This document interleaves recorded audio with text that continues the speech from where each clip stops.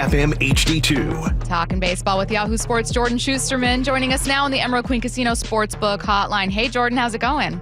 Hey, guys. Always a pleasure. I'm rocking my Arkansas Travelers hat after those big promotions this weekend. So excited to see what Laz and Arroyo and all those guys can do. We will get to that. You know where I have to start, obviously. And I was listening to Baseball Barbiecast, so I already know that you and Jake have talked about this. I've got to start with Cal Raleigh, throwing his name in the AL MVP race. I won't spoil what I think your answer will be, but Aaron Judge remains a heavy favorite.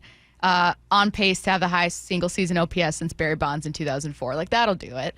However, how could Cal continue, maybe, just maybe, to close the gap?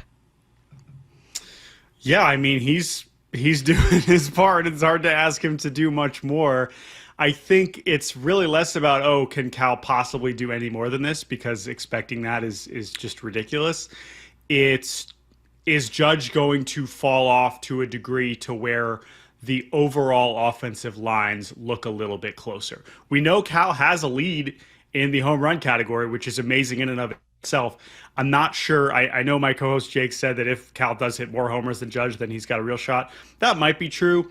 I just think that, again, when you look at Judge's batting average, when you look at just his overall offensive production, he's still so far ahead. So if he has a cool couple weeks where those Barry Bonds-esque, triple slash line starts to come down to more.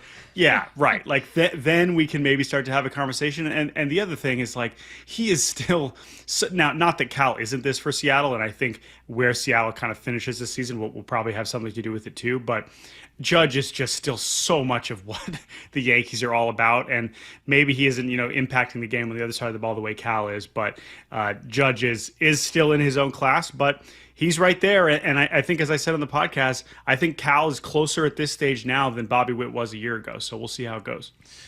How much consideration should be taken that Cal is playing catcher? I mean, it is a tough position to play, and he's putting up these numbers. I'm with you 100%. I think Aaron Judge is going to run away with this thing just because of the numbers he's putting up. But kind of paint the picture for people. How special is it that Cal's doing what he's doing at the catcher spot?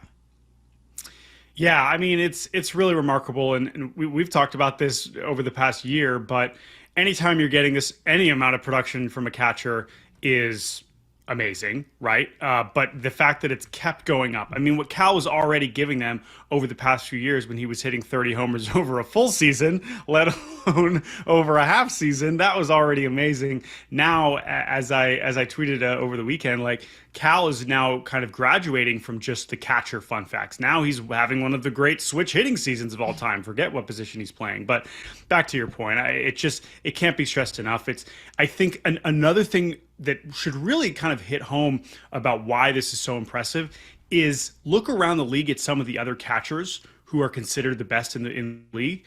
And outside of Will Smith, who is also having a very, very special season, undeniably, there are very few catchers who are this productive multiple years in a row. A guy like William Contreras, who last year was really making a case as maybe the best catcher in baseball, like right alongside Cal Raleigh. And William Contreras is having a good season this year, but it is a clear step back from what he was doing last year. And it just reminds you that it is really hard for catchers to do this every single season, and that's what makes Cal so special. Why do you think he's doing it? I know that's like $1 million question that has a lot of different answers, but Jordan, the reason I ask is you're right. He's so dramatically outpacing not just every other catcher, with, to your point, Will being the next closest in like Fangraphs WAR or whatever, but I mean, it's one thing for Cal Raleigh to have led all catchers in home runs for 2 consecutive seasons heading into this year. Those totals didn't exceed 34. He's now at 32 before the All-Star break, with, by the way, 2.5 weeks left to play. What are you seeing from him? Is it a stance? Is it a torpedo bat? Is it something you've heard about preparation? I mean, what are you seeing?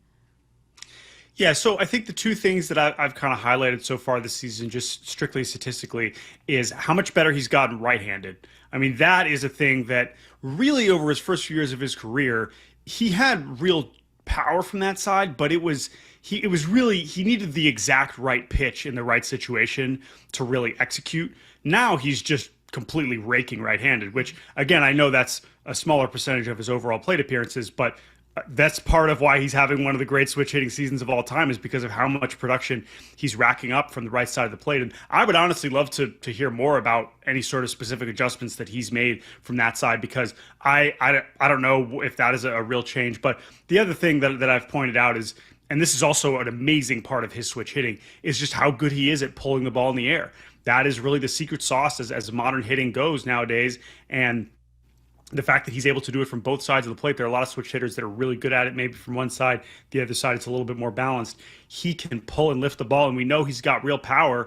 And if you can do that consistently, it doesn't really matter that you're still striking out a lot, because the quality of contact for Cal right now is so unbelievable and so efficient in a fascinating way. That's why you have these unbelievable numbers. I'm going to read a slash to you, okay? It's 34 at-bats. Averages 471, on base is 500, slugging 765, and OPS is 1265. That's Solano's line in the month of June. And I had to go out and publicly apologize to the man because I've been on his head all year. But he's having himself a great month. I don't expect these numbers to remain the same. But what do you see now in Solano, and do you think he can continue to contribute like this? So this is a really, really refreshing development for a number of reasons. And I think that for how bad it was looking to start this season, it really felt like, here we go again. The Mariners paid someone right after they were done being good. And this is here, like, we've seen this over and over and over.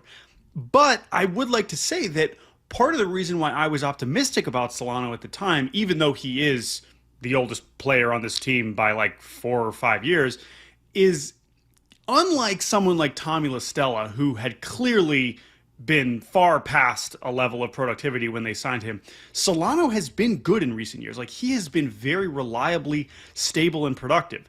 Now, because of his age, you had to consider that it was possible that he could fall off a cliff the way it seemed to be doing in April.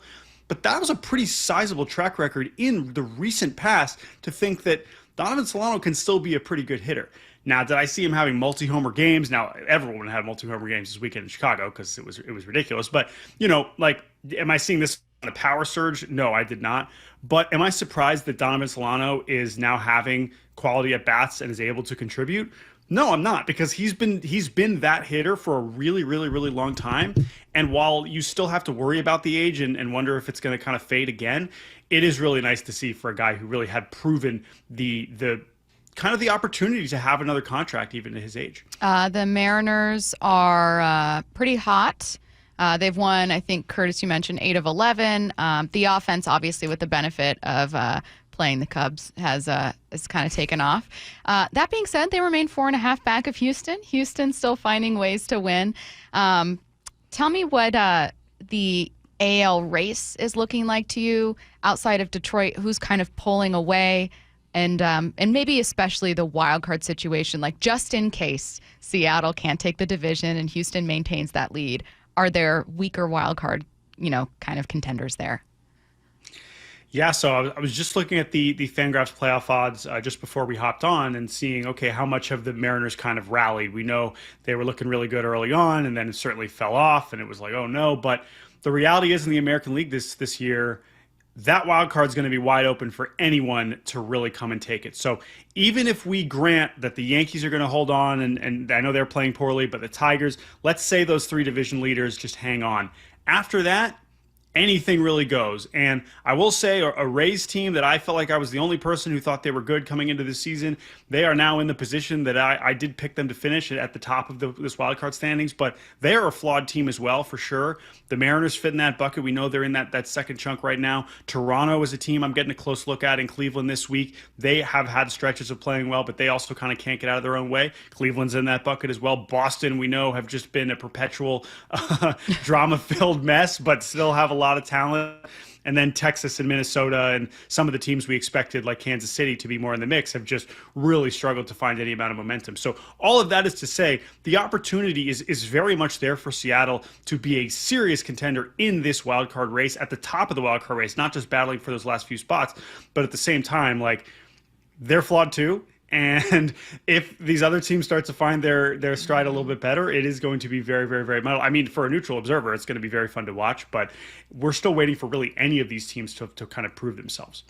Yeah, and for the Mariners to kind of stay in this mix too, right? You got to have your rotation continue to get healthy and performing. Lately, Castillo, or at least his last start, didn't look the greatest. I put him in the. I said earlier he has the veteran benefit of the doubt with me. I'm like, all right, he's the type of guy that I feel like can climb out of a dark place if he gets there. What are you seeing out of Castillo? There's a lot of people texting in saying, get rid of him. He's done. He's a bum. I don't feel that way. I'm not quite ready to do that. What are your thoughts on Castillo?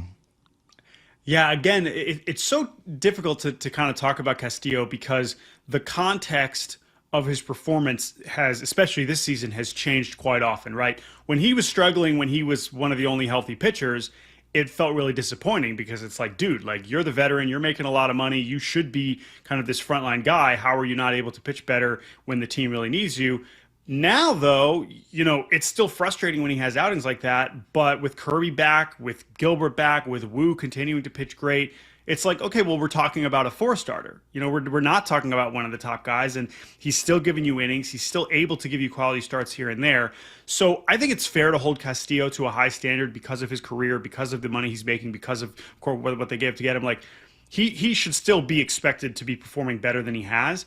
But it is kind of strange when the rotation has kind of changed around him just because of these injuries, and now you're not as worried about Castillo start because you have a Gilbert or a Kirby or a Wu start coming. But that said, you can never get too comfortable. And while I understand the people frustrated and saying, all right, we got to be done with this guy, he's still a pretty good four-starter if that's what he is. If you have more injuries, it's a little bit of a different conversation. I think that hopefully he can kind of get back to some more consistency. But that context is important to remember.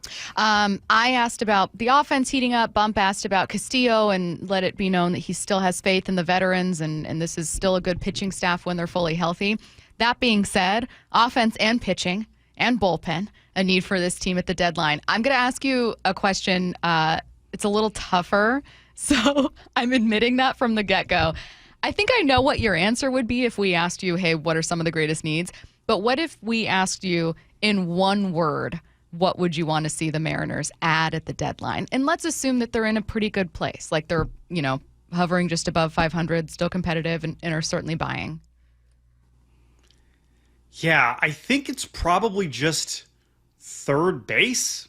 I think that's the easiest, simplest answer. With all due respect to what Ben Williamson has done as a rookie, and we should note that maybe a couple weeks ago you would have said second base too, but Cole Young's seemingly starting to kind of get more comfortable, and I think that is an exciting development. But I think it just has to be third base, either third base or right-handed power.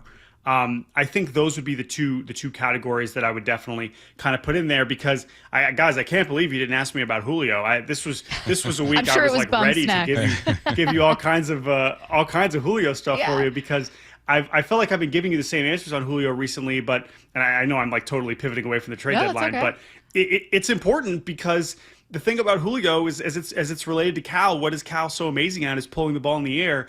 What Julio has become this season, again, still a good player, still productive, still an awesome defender, good base runner, all these things. He's pulling the ball in the air less than he ever has. Now, he's cut down on the strikeouts, which I know a lot of people have kind of asked of him, but he's still chasing a lot. So what that means is we're just getting worse contact. At the same time, you just saw it earlier this week. Those swings still exist. It's not like he doesn't have power anymore. The bat speed is still elite. So I'm really interested to see if he can kind of turn that power switch back on because it's not gone. It's just for whatever reason, his approach right now is not producing any amount of power. Sure, he's cut down on some strikeouts, but I'd rather him be striking out 25% of the time if it means his slugging percentage was 50 points higher. And right now, it's just not an impactful right-handed bat. And that's what they're missing. Randy's good. Obviously, Cal's amazing now right-handed, but we know Polanco is not necessarily a threat right-handed. They need more right-handed power. Power in general, I think, is still going to be important for this team moving forward because it can't just be Cal hitting the home runs. Most experts are saying there's not going to be a lot at the trade deadline, right?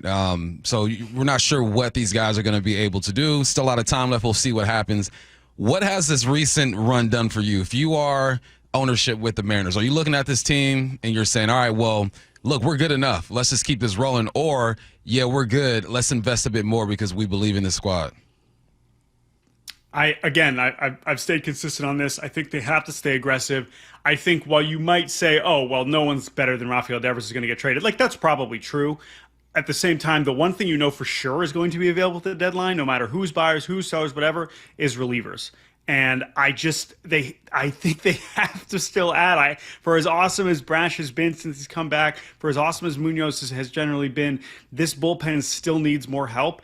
And maybe there's some internal options that they could turn to in the second half that we aren't necessarily expecting much of. But I still think that that's an area that they should be able to go out and get something for it. And hey, you could say, well, they tried to do that last year and it really didn't work out with Jimmy Garcia, and of course Santos has been disappointing. Like, there is real risk in trading for relievers. I'm the first person to admit that like paying real prospect or money for relievers is dangerous, but I do think that it's a clear weakness for this team in terms of the depth, and I think that that's important as it is, just as it is to kind of add to the offense. Well, I hope that in the week before we bring you back on, Julio hits 2 bombs and we get to talk about some of the analysis that you have about him. So we'll have you on next Wednesday. Until then, tell folks where they can find more from you. Yeah, Yahoo Sports is where you can find all my writing, and Baseball Barbacast 3 times a week. We are rolling right now, so be sure to check out the podcast. We're having a good time. Rate, review, subscribe. He is Jordan Shusterman. Thanks, Jordan. Thanks, Jordan. See you guys.